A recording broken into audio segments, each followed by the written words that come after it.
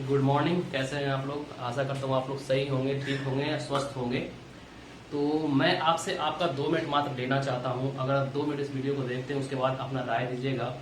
मैं यहाँ पे किसी तरह का पॉलिटिकली बात नहीं करना चाह रहा।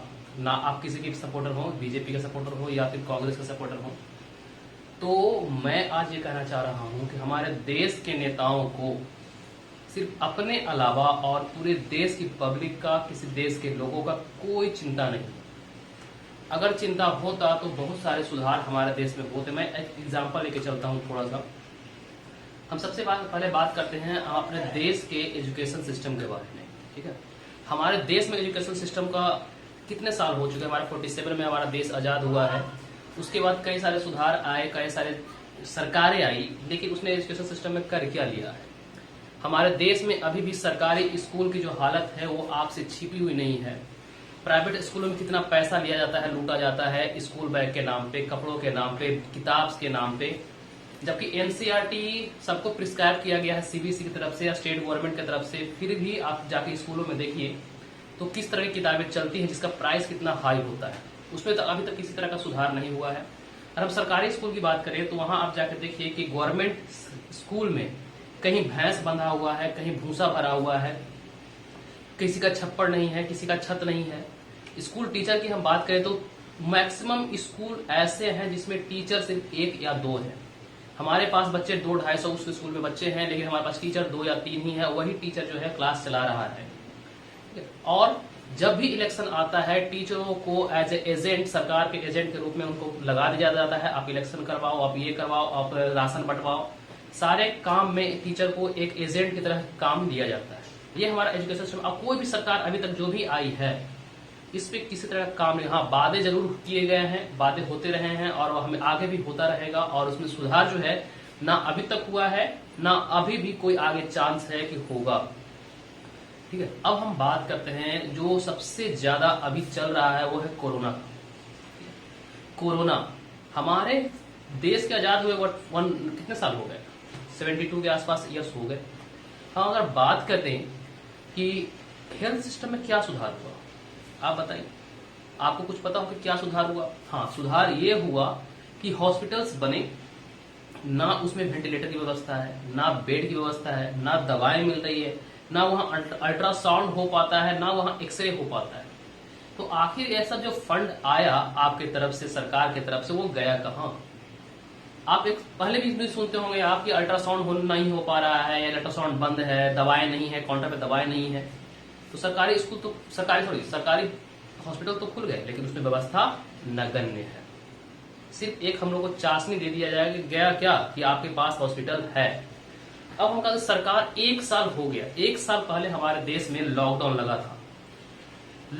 था। आपने पूरी तरीके से सब कुछ बंद कर दिया। लोग कितने परेशान है, जो बाहर रहते थे वो कैसे आए हैं, आप लोग से छिपी हुई नहीं है। ठीक है, आप लोग से कोई छिपा हुआ नहीं है। सब चीजें, सारे दर्द आप जानते हैं। आपका जो बिजनेस बंद हो गया, आपके काम बंद हो गए, आपका जॉब छूट गया, सारे चीज, स्कूल भी बंद हैं और अभी तक बंद है करके 1.5 साल से हो चुका। सारे बोर्ड के एग्जाम भी कैंसिल हो गए। तो हेल्थ सिस्टम में आपने किया क्या, करा क्या 1 साल में? जिस तरह का सिचुएशन अभी क्रिएट फिर से हो चुका है 1 साल के बाद, आप बताइए सिस्टम में जरा सा भी इंप्रूवमेंट होता तो क्या ये हाल आज देखने को होता? मिलता? नहीं मिलता। आपने सही से ऑक्सीजन की व्यवस्था नहीं कर पाए, ना आप सही से बेड की व्यवस्था कर पाए, ना आप सिचुएशन को कंट्रोल कर पाए। तो आपका 1 साल पहले लॉकडाउन लगाने का फैसला सही है या गलत है, आप ही सोच के देखो। अगर आपने लॉकडाउन लगाया ताकि हम हेल्थ सिस्टम को सुधार पाए, तो वो हेल्थ सिस्टम है कहां? आप मुझे बताएं कि वो हेल्थ सिस्टम आखिर है कहां? आपने उसको कहां रखा है जिससे लोगों को क्या हो, फायदा हो? अब हम बात करते हैं हेल्थ सिस्टम में सुधारों में। जब आया, साइंटिस्ट लोग ने उस पर काम किया और क्या कर सकते हैं, वैक्सीन का निर्माण किया गया। हमारे देश में वैक्सीन का निर्माण किया गया। अब हम बात करें जो वैक्सीन का निर्माण हमारे देश में करीब करीब 3-4 महीने पहले हो चुका है, तो अभी तक सभी को वैक्सीन क्यों नहीं लगी? अगर हम बात करते हैं कि वैक्सीन, अब बोलेंगे कि आप 1 अरब 30 करोड़ लोग हैं तो उनको कैसे एक साथ पड़ जाएगा? तो हम अगर ये पूछें कि पूरे देश में लोकसभा का इलेक्शन कितने दिनों में हो जाता है, लोकसभा का इलेक्शन में कितने लोग पार्टिसिपेट करते हैं? जो मैक्सिमम जो वोटर्स हैं वो 18+ के हैं, जो कितने लोग पार्टिसिपेट करते हैं? तो करीब करीब 72 करोड़ के आसपास लोग हैं।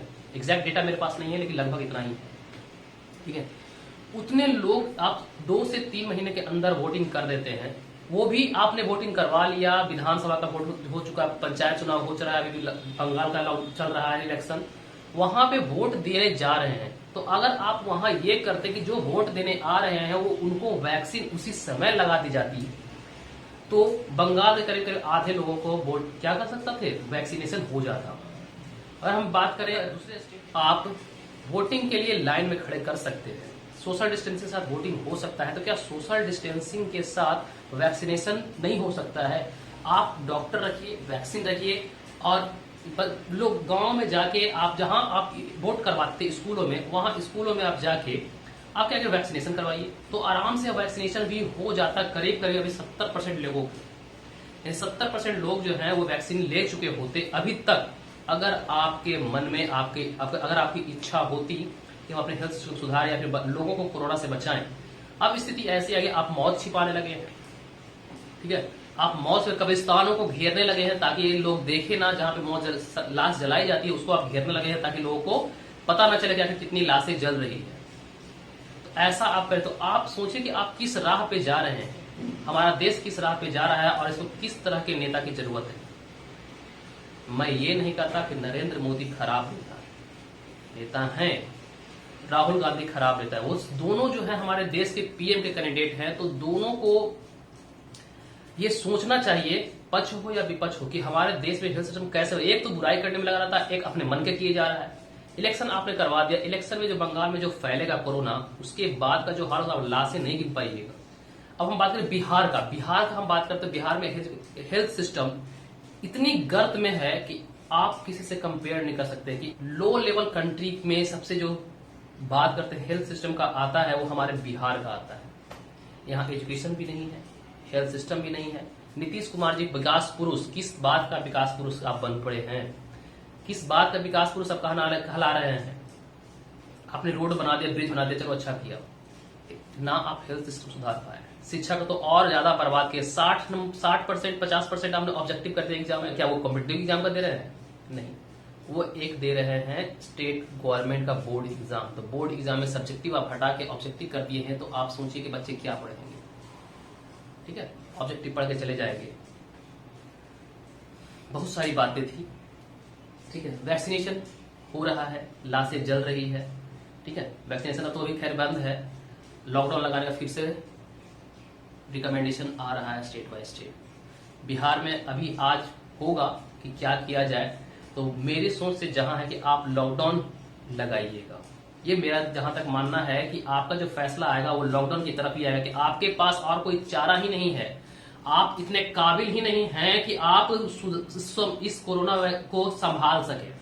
आप उस लायक नहीं, आप इतने गिरे हुए इंसान हैं, आप इतने गिरी हुई आपकी व्यवस्था है कि आप उसको सुधारने के लायक नहीं है, आप सुधारने की इच्छा नहीं है। और जिस तरह का सिचुएशन है, मुझे नहीं लगता कि आप इसको संभाल पाएगा। लॉकडाउन आप घर में सबको बंद कर दीजिएगा, यही एक उपाय है आपके पास, क्योंकि आपके पास सिस्टम को सुधारने का कोई उपाय नहीं है।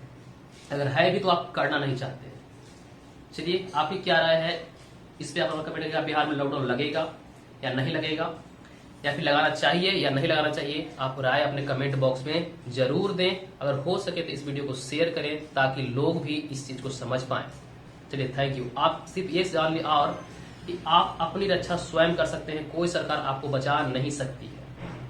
अगर आपको कोरोना हो गया तो कोई सरकार आपको बचा नहीं सकती, इसलिए आप सुरक्षित रहें, मास्क लगाएं और सरकार के भरोसे ना बैठें।